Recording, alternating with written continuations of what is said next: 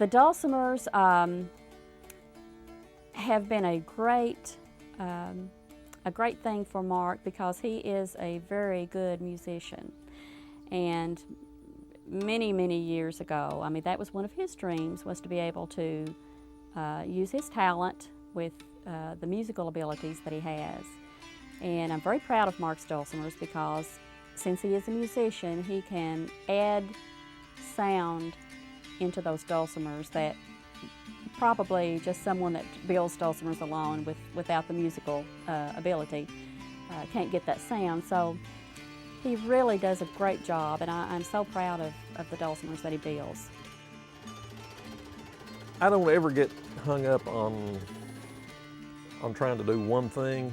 I like to use a lot of different woods. I use native woods, native hardwoods, which would be cherry, walnut, and maple primarily, poplar. But then I also like to do maybe some woods that are not, that you don't think of as much as a tone wood. One of the first dulcimers I ever built, I built out of a piece of old oak flooring, and it actually turned out to have a pretty good sound. Oak's not what you would think of as a tone wood.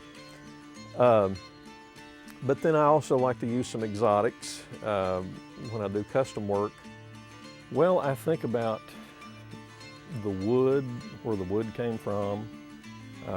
If I'm doing a custom model, I think about the person that I'm building it for. I think about a lot of things. I think about the tools that I'm using.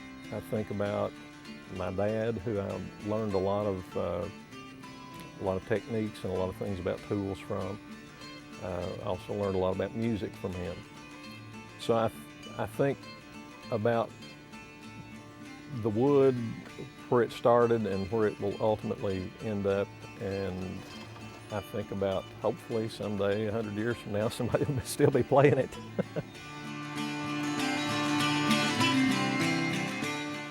My favorite thing is when everything's done and I put the strings on, playing it the first time.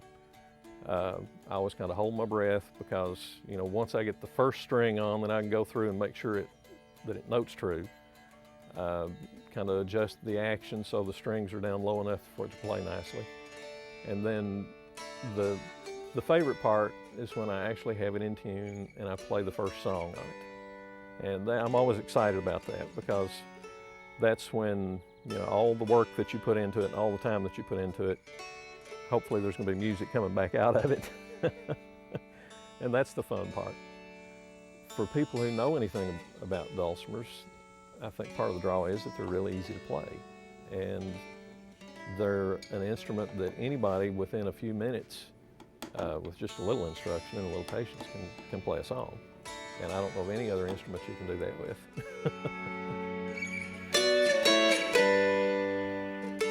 You know, people maybe have the impression that when you work for yourself that you can just do anything you want. You know, you have to be disciplined in order to work for yourself because you do have to get the work out, but you can work anytime you want to. So if you want to go fishing in the afternoon and come back and work till 1 o'clock in the morning, you can do that. If you want to sleep a little late, you can do that, but then you may want to work late the next day. So those things are nice that we both can do that. I think we tend to take that for granted, being able to work together, being able to be together. You know, a lot of people, guys that I've worked with in the past, the first thing they wanted to do when they got off work was go somewhere other than home. And I never really understood that because I always wanted to come home. And it's great to be able, for us to be able to work together, for us to be able to be here together 95% of the time. You know, we're together 24/7, which for us is a great thing. Gina is working, well, we both work with natural products. You know, I'm working with wood, product of a tree, and Gina's doing dried florals, where she's actually working with the blooms and the leaves of plants. But there's a connection in all that because a lot of what she does comes out of her garden.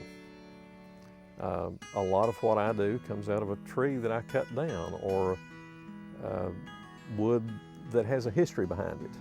It's a lot easier out here on the farm to just kind of slow down and remember that there's more life than just making a dollar. That's sort of secondary. The joy that I get out of making my botanicals is the fact that you can take flowers and arrange those in such a way that you can still see all of the beauty that comes out in the flower, even though they're not live. And they are live in a way, because I feel like my spirit goes into those flowers, and they make very unusual arrangements, and there's just a piece of nature there for people to enjoy all year long. The inspiration for the pieces that I make actually come from even here on the farm. You know, just anything that nature provides, wildflowers, trees.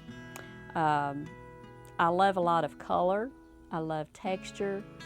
All of my pieces are one of a kind, and it's very interesting to me when I actually start a piece, because I never know how I'm going to finish.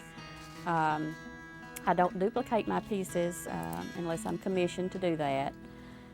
But inspiration for my pieces comes from just natural colors and actually, you know, the plants. Any plant. I just love all botanicals. Usually the pieces that I make, the dried pieces, they're simple, but they're elegant. And I do think about the types of homes that my arrangements go in. I'm constantly looking at the new magazines to see colors and trends. And it's always very interesting once a customer will buy a piece. I will say, do you have a special place for that? And that gives me some input. Sometimes they'll say, oh yes, I have a very special place to put this. This is just going to be great. It just works so well with the colors that I have. And then other times they'll say, no, but I'm sure I'll find one. It's been a very wonderful thing for Mark and I to be in the arts and crafts business together, because we're kindred spirits. And you know, he can ask me something and I can give him some input, and vice versa. So we're constantly talking about the things that we do. It's made our relationship better, I think.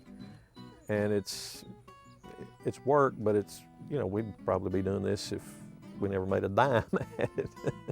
We enjoy doing it, and thankfully we can make a living at doing what we really love to do.